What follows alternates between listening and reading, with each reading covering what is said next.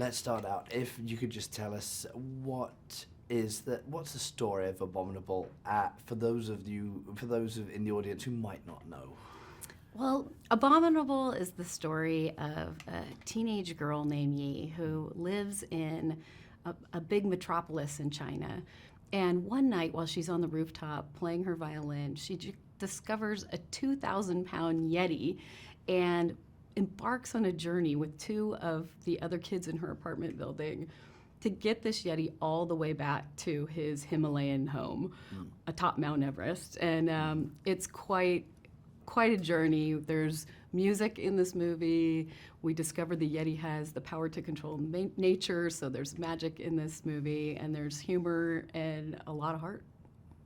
Obviously, Everest, he's a big beast. He's also a character.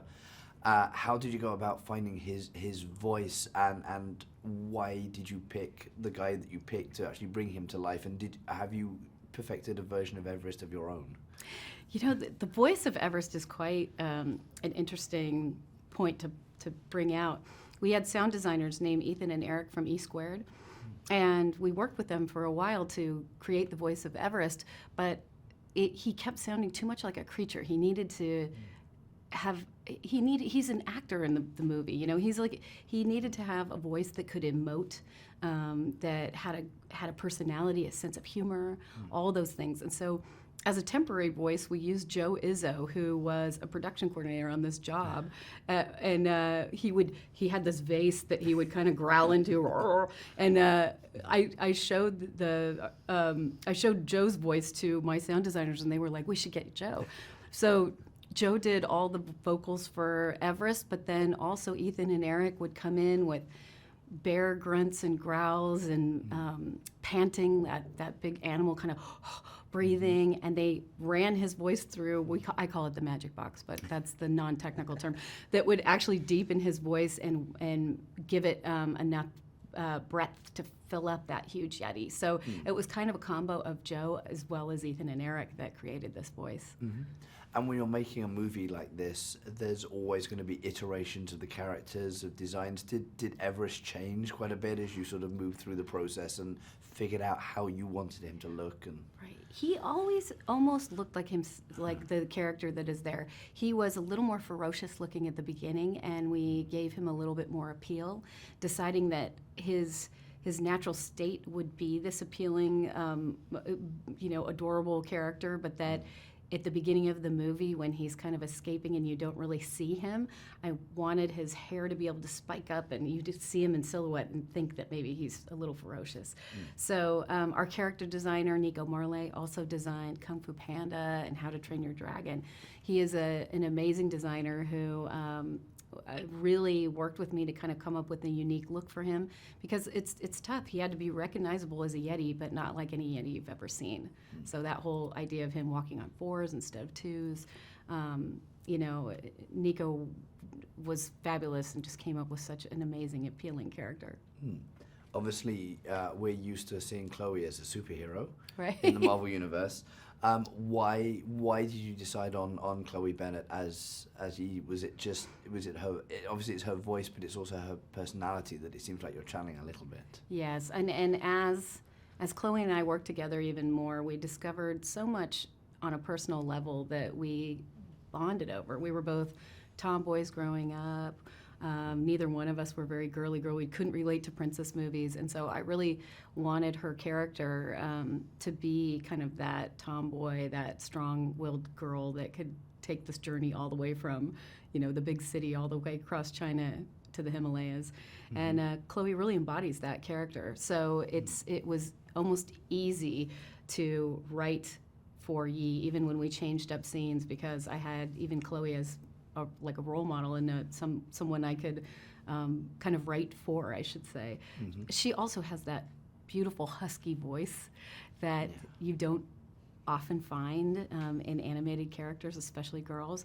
And I just think it gives her such a unique twist. So it was her personality, it was her voice, it was all of it. You have nature, obviously, as a huge setting in the film, but also a theme in the film with the protecting nature, with understanding that the world around us is something that needs to be protected. Is that something you're really fairly insistent on getting into the film. You know what's interesting is you mentioned like the themes of protecting nature, and these were never intended. And I love that about. I have to say, I love that about this because the nature in this film grew out of my sheer love for nature, my love for camping, my love for standing out under the stars when you're in the middle of nowhere and just feeling so small under those stars, and having nature just give you a jolt, almost like they say a natural high. I feel like that when I'm in nature, and I wanted to find a way to bring that to audiences and make them feel like that too. And Everest's ability to make nature or to manipulate nature and make it bigger and make it more whimsical was the hope that people would feel that. But the aspect of protecting it, or this is just this wonderful natural result that has come from people watching the film and experiencing something that I love, and hopefully that they walk away loving too, you know. So that's wonderful. So if nature and its protection wasn't always the intended theme and is just a nice byproduct, for you, what are you also hoping people get out of the movie? Young audiences, older audiences, just families together? Right. I would hope for two things. I would hope that, you know, Yi's theme really is about when the journey gets tough, never give up.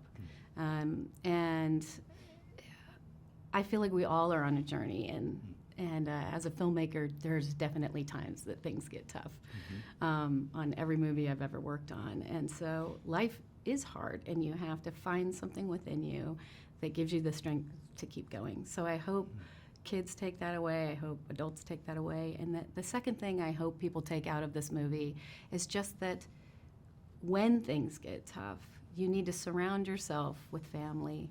And family doesn't always mean a mom, a dad, the unit that we think about. It can include your friends, those around you, those who are close to you, anyone who can support you.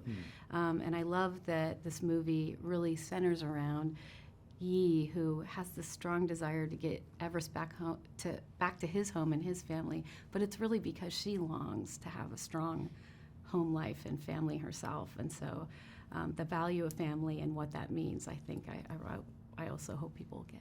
So final question, is there a spin-off trilogy in the works just about the snake? A trilogy with the snakes. Is that all? Do we stop with 3? I don't know. I mean, quadrilogy, quintology, yeah. I'm just saying, I mean, at the very least, an animated short maybe with just the snake. You know, the snakes were unintentional at the beginning, right? So they were going to be whooping birds. They were written into the script, but we couldn't afford whooping birds, so we had to use animals that we had already made. My visual effects supervisor sat me down and said, pick, and we went through the list and we were cracking up. Whooping rhinoceros, no. Whooping monkeys, no. Whooping snake, and then someone went whoop, whoop, whoop, whoop, and we were like, that's it. So there it is, history in the making.